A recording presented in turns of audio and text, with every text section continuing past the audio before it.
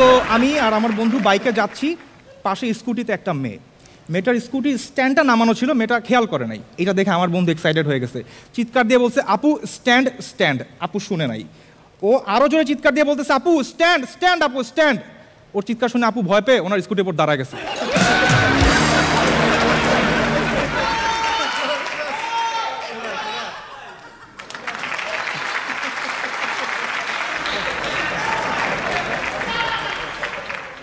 এখন থেকে প্রায় 4 বছর আগের কথা।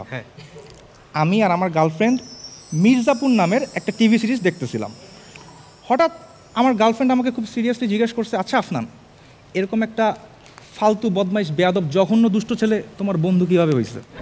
আমি বললাম, দেখো, আমার বন্ধু ফালতু বদমাইশ বেয়াদব জঘন্য দুষ্ট এটা ইম্পর্ট্যান্ট না, ইম্পর্ট্যান্ট হচ্ছে ও আমার বন্ধু। রনি ভাই, আমাদের ব্রেকআপ হয়েছে 4 বছর হয়ে গেছে।